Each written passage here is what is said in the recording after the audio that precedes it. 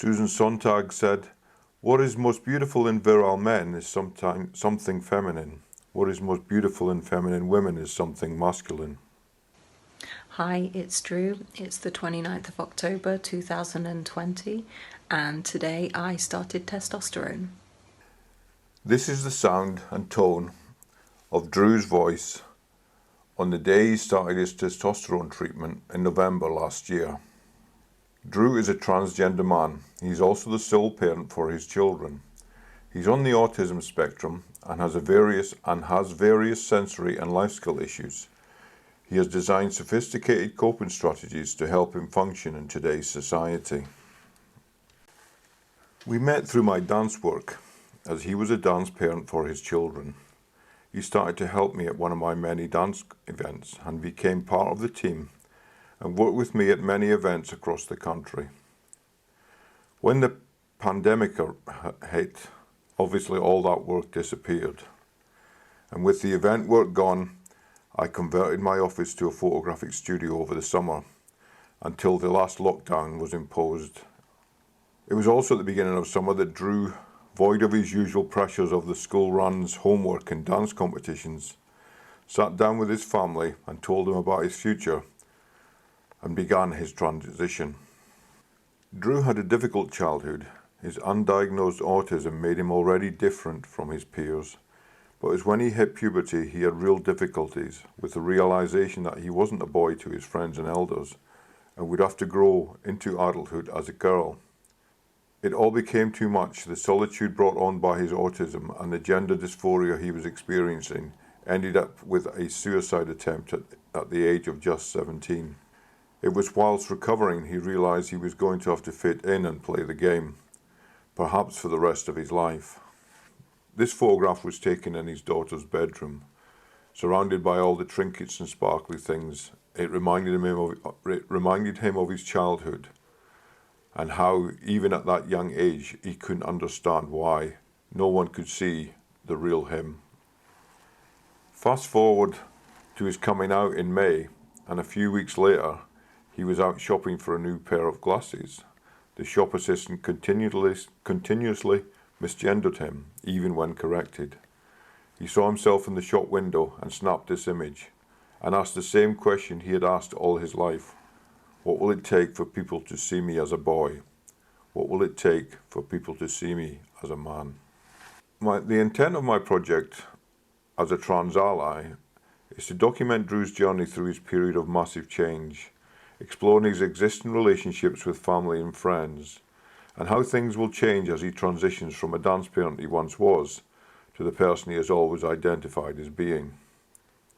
In a 2014 study, amongst adults attending gender clinics, 5.5% were found to be on the autism spectrum, as opposed to the national average of just 1%. With the help of Drew, we will try to discover how his autism has affected his life, what his coping strategies are, and how others see him, and more importantly, how he sees himself. A major question may be, what is autism? The answer is, it is not a one-size-fits-all, and everyone is completely different. However, everyone is on the spectrum, and this infinity symbol, recreated here with the help of fruit pastels, is an attempt by the Autism Society to show that people with autism are in fact complete human beings. To most people, Drew would seem the perfect parent, looking after his children with the school runs and hobbies. He's a keen hill runner and tries to live the best life he can for him and his kids. He's also a self-taught classical pianist, but will only play to his own private audience. Hence why I shot the photo behind the door, because it's his private time. But underneath his many layers, it can be a different story.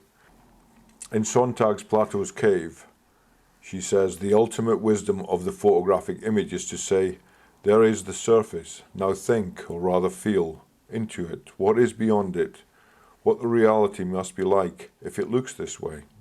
This image is a selfie by Drew, and it was in answer to my question of what it was like to live with his autism.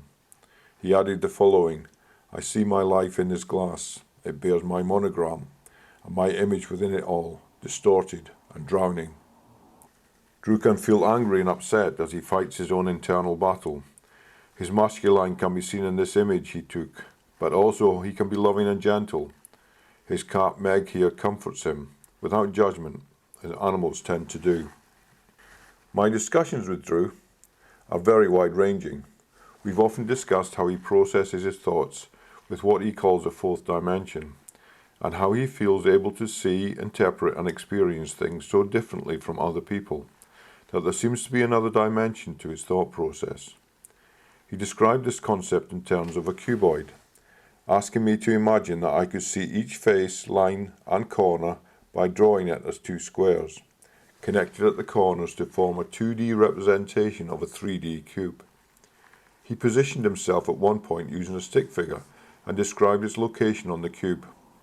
He then described how if one looked at the shape slightly differently, the stick figure could be interpreted as being located on a different face, in a different position with a whole new perspective, and that this could be imagined many times consecutively without moving the figure. Drew went one step further, suggesting that he could view all points and all perspectives at once, inhabiting all locations. This unique perspective allows him to experience his own identity in a rather extraordinary way, enabling him to draw information about himself from multiple points in time, a wide range of physicalities, genders, sexualities and personalities. They are all facets of himself. He's just able to view himself from multiple perspectives at once. My thoughts turned to the movable 3D shapes and quickly onto a Rubik's Cube. After some discussion, Drew has suggested that he could well relate to this popular puzzle, and solving one of the facets of his life only seems to mix up the others, bringing more questions and issues to the fore. Sometimes he felt that he was so close to the solution, only to discover something out of place. Being able to imagine all perspectives may be one thing, but it offers no ability to physically manipulate each face simultaneously. The real challenge comes in having to seemingly mix it all back up in order to find the correct algorithm to solve the cube in its entirety. On these cube images, I have created the different aspects of Drew's life, representing his autism, his gender, his sexuality, his family life. One square can represent his coming out, his feelings of liberation, or peacefulness as he finally started the hormone treatment. I've also included thoughts and feelings of depression as he does his best to navigate his way through life. It's difficult to create these dimensions in a 2D image, so I have experimented with 3D imaging, creating this representation of Drew's thought process. This is my first attempt at basic 3D imaging, and I hope to create further and better representations as I progress. Drew has done extensive research, and his attention to detail has meant he has navigated his way through the complicated health system and has already begun his hormone treatment, self-injecting his testosterone prescription into his leg. The injections are symbolic to Drew, in that he is now in control of his life. He describes the first injection as, rather than gender dysphoria, a gender euphoric moment, followed by a feeling of peace or of serenity. Another gender euphoric moment was his first facial hair shave. Small victories, but it gives Drew that feeling of winning, of being who he truly believed he always was. I'm quite taken by the approach of Alfred Steitlich and his series Georgia O'Keeffe, a portrait by Alfred Steitlich. O'Keeffe herself wrote in the introduction that Steitlich saw a portrait of not being one picture, but rather a series of photographs, an idea, a personality too big to fit in a single photograph. I'm also inspired by the book To Survive on This Shore by Jess T. Duggan, a diary of portraits and interviews of older trans people across the USA. Paul Salviano Embrace touring exhibition has a similar theme, focusing on the emotional side of transition rather than the physical. Historically, the role of men was to be the breadwinner. I often hear stories how the silent father who went to work came home, ate his dinner and then went to the pub, hardly speaking to his children. My own, for example. I think times have changed. It's what makes my collaboration with Drew so interesting. Here's a trans guy finally looking to live his authentic life and looking to me to answer some of the peculiarities of the male world when I'm not so sure of the answers myself. The journey so far has been educating and rewarding for us both, but the journey is only just beginning. Hey, it's Drew. It's the 28th of February 2021, and today I have been on testosterone for 4 months.